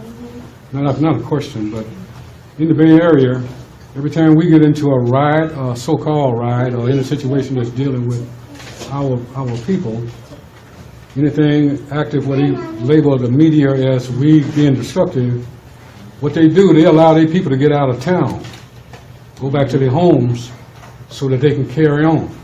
If we ever noticed that the traffic jams, when things start happening like this, gets big. They let people off work so they can get home, so they can keep doing what they're doing. So it's just a word to know. Firsthand. I saw it. Let the schools out early the whole night. A lot of work down here at Kaiser.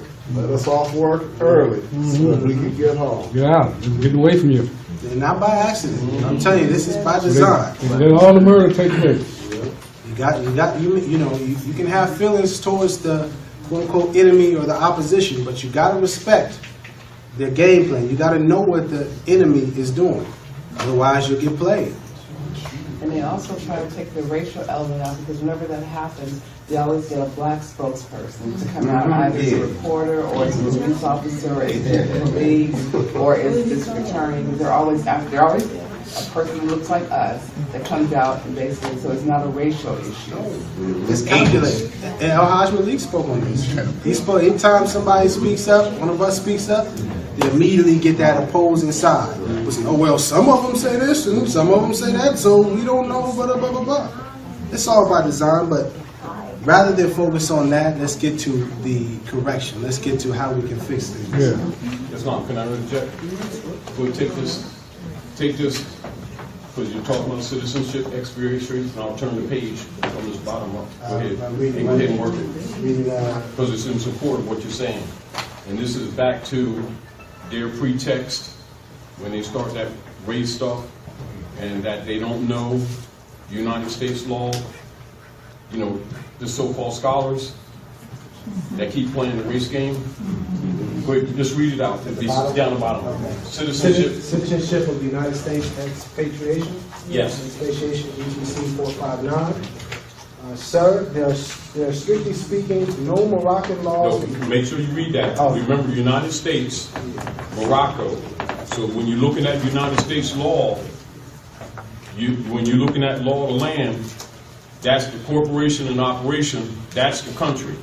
So that when we're talking congressional records here. So this backs up everything he's telling you, but it also, as Sister Sabrina was talking about, you know, when you have different scholars that claim to be scholars that keep playing that race game and act like they don't know this.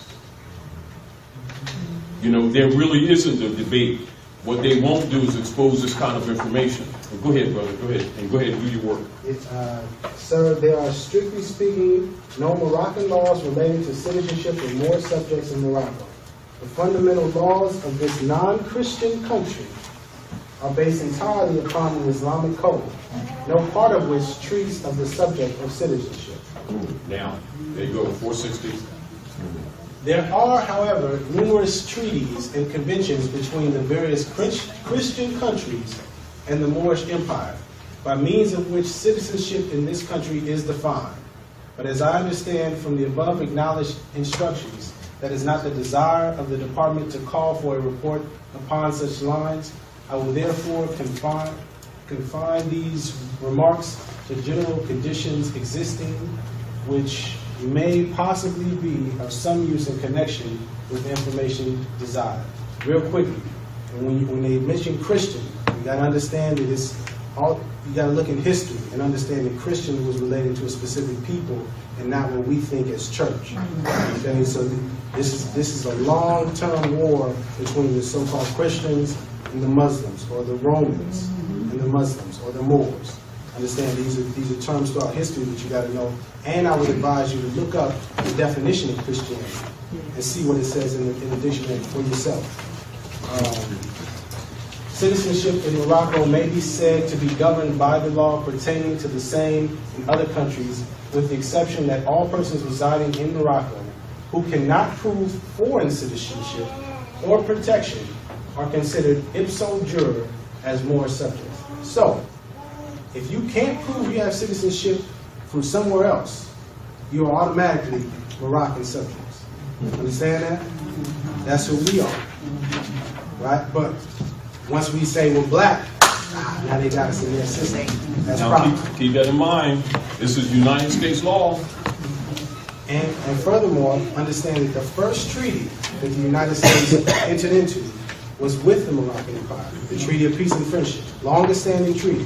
Where's that cited at right there? What law is that cited? This is United States law with citizenship and expatriation, which means anybody that in the United States that's talking about citizenship and don't tell the people this truth are BSing. And it's like the sister was saying, When you scholars pretend they don't know this, but they're called scholars. To put it very simply and plainly, the way we correct this is proclaim our nationality, declare our nationality. This is what a prophet told us back in 1913. If you don't do nothing else, if you don't protest, march, anything, declare your nationality. But why? That corrects our status, which corrects our relationship with other communities, corrects our relationship with our estate, right? And this meaning the property as in the entire Americas. We're always searching where is our home, where do we come from? We are home. But we can't claim this as our home. We can't have the title, the interest, the right, the sovereign right, as this is our home as blacks, as African Americans, as people of color, as Negroes, as niggas, as any of that. Our nationality is Moorish American because we are descendants of Moroccans and born in America.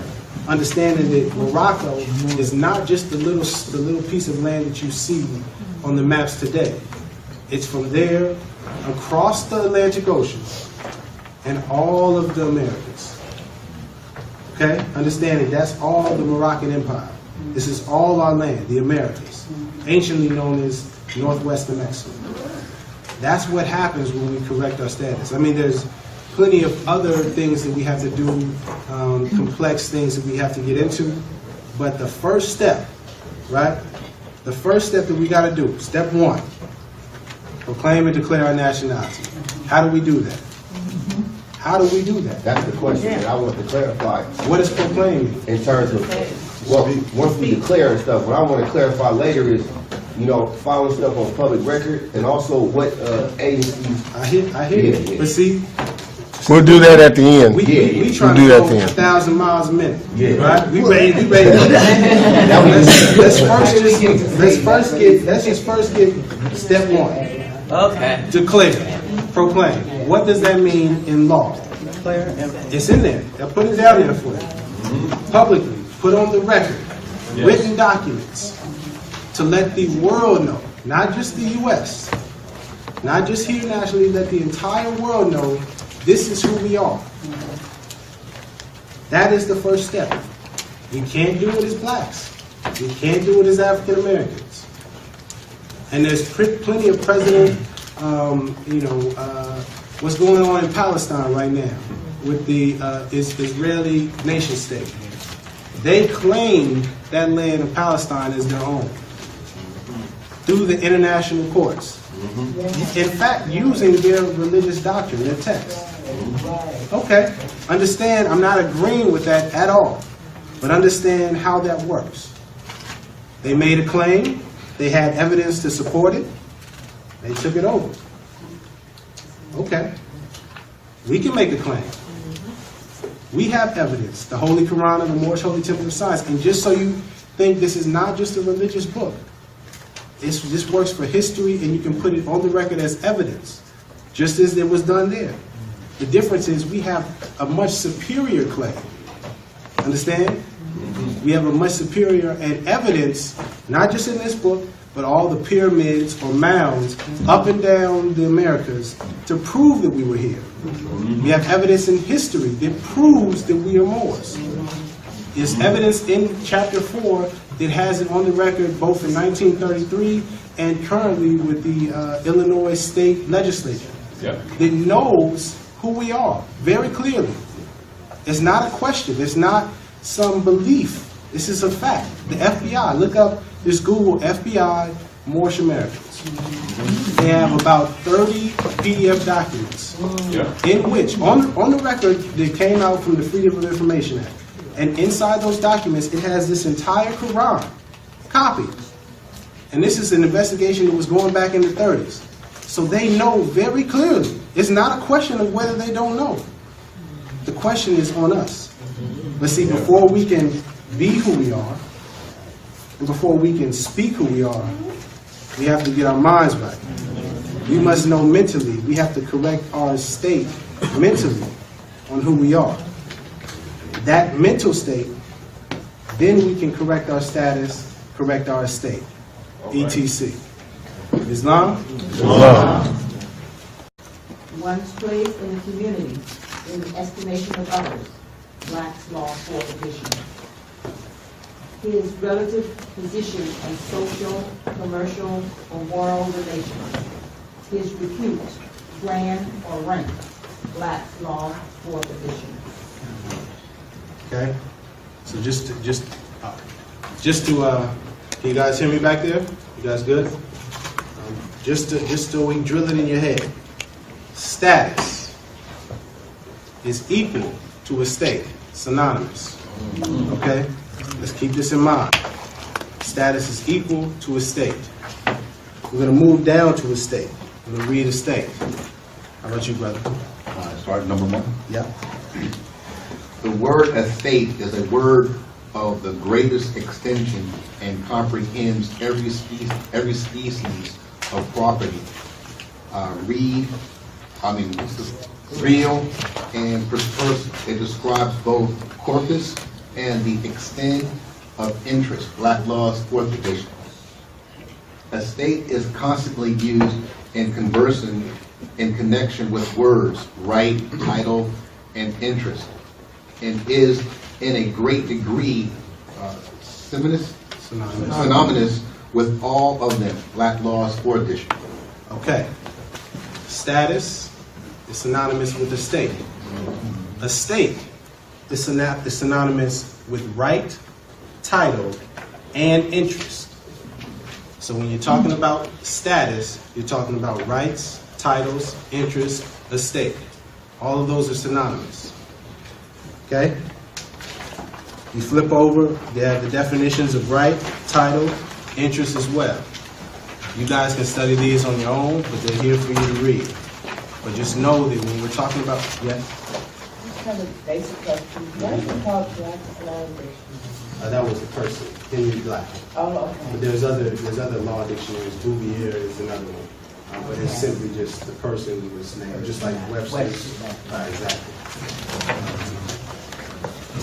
We're going to read condition. The rank, situation, or degree of a particular person in someone of the different orders of society, or his status or situation considered as a juridical person arising from positive law or the institutions of society. Mode or state of being, state or situation, essential quality, property, attribute. Black's Law, 4th edition. Down to number 4, state, a particular mode of being. When does our status apply or become activated? From the moment we are created. I would say born, but even before that, you have a status as a fetus or an embryo. That's also a status. In fact, in law, they're battling over the rights of a fetus and the status. an embryo and such in terms of abortion. So even then, when you're not even conscious and you can't even talk and walk and all of that, you have a status. Islam? And how is our status determined? Our status is determined in several ways. By our appearance, by our language, our titles and our names, our actions, and our records and documents. Now that we have a solid understanding of status and some simple ways that it can be applied, let us get a little deeper with the science. Status represents many different facets of our lives, but for this course, we will focus on 3 parts. So I broke down status just so that we can get a good understanding. We have status as it's originally spelled. That's our relationship to people, to the community, be it this classroom, your block, your neighborhood, your city, your state, your nation, the continent, the world, the universe. That's status. The state. Yes. Sometimes it's also important to know that we have very many different statuses depending on what the venue is. Indeed, indeed. You have estate, which is one's relationship to all property, be it the property in my pocket, the property in your home, the property as your family, the property as a nation, including the land and all the resources within it. And just a little piece for homework, what I would like you to do, I thought about this. When you go home, look at everything you have in your home and make a list of all of your property or your estate. Make a list of all the books, all the CDs, movies, clothes, socks, pens, food supplies, everything. Then start putting a price to it. Put what its value is. You add that up. That's your personal estate. You can do that with your entire family. Now that's your family's estate. And you can get that insured. You see? So I just want us to realize that we're not as broke or as poor as it may seem. We may not have the fiat notes or the dollar bills, but we do have an estate. We do have property being applied to external circumstances, to the body, to the mind, and to things. All right? Islam? Islam. Oh, and I should have said this before, but at each chapter at the end is a little section for notes. If there's a question that you have, if there's a topic that you didn't hear me cover, there's a comment you want to make, or when you're studying, you want to jot something down, you can write it here as we proceed. If you have something that I didn't mention and you want to bring it up, please do. And also let me say this, although I have the status right now as the teacher, understand that you are all teachers. Okay, don't think that I'm up here and I have all the answers. That's not how it works. I mean, we're sitting in this class format, but really in your mind, think of this as a circle, okay? And I'm putting information on the table. You also, all of you have the equal status, in that sense, of putting information forth on the table for everyone. Because this is for the upliftment of our nation and humanity. So we have to realize that we all have an equal share in doing this work. Islam? Islam. All right. Chapter 2. What is status?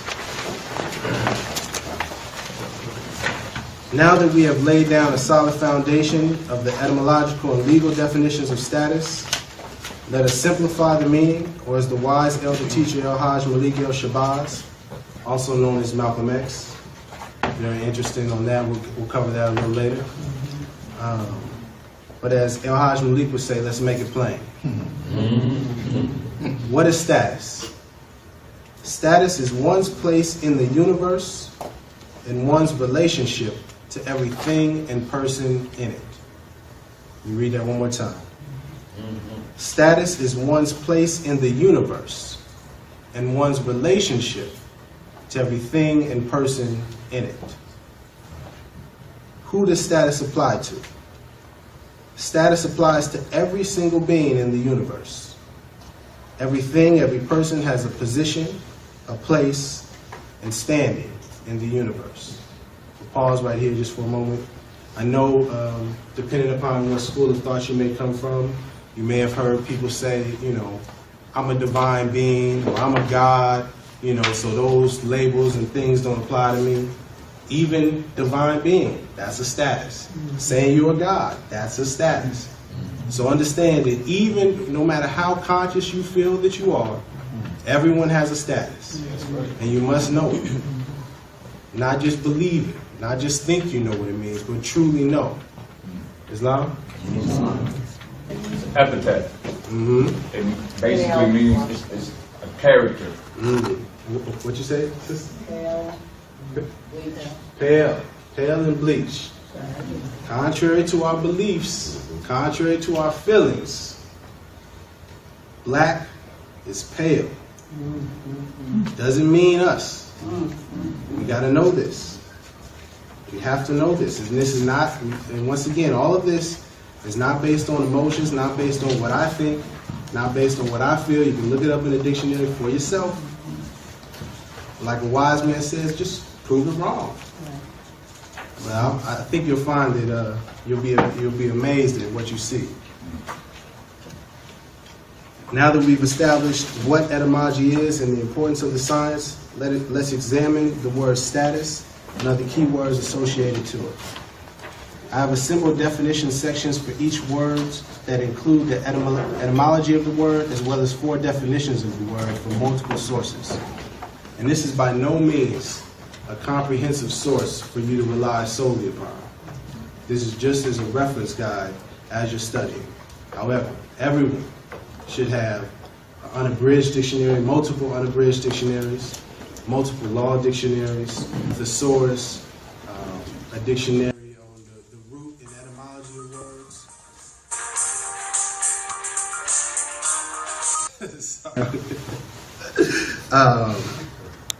Dictionaries that translates words from Spanish to English, from Hebrew, from Latin to English. All of these should be within reach while you're studying, so that you can have a really good comprehensive understanding of what's being communicated. Status. Definition 1, standing, state, or condition. That's Black's Law, 4th edition. Definition 2, it also means a state, because it signifies the condition or circumstances in which one stands with regard to his property. Number 3, the legal character or condition of a person or a thing. I'm going to move over to standing. Anybody want to read the first two definitions of standing? Etymology of stand. Middle English as a verb. Before 900. From standing. Old English standard. Old High German stanton. Stand up. Stand in. Akin to Latin stare, to stand. Okay. And then we can go in just to the first two there.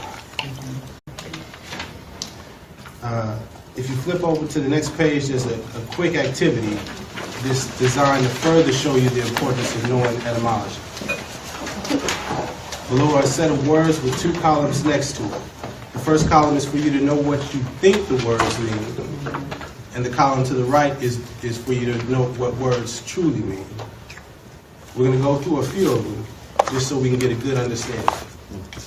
A dollar.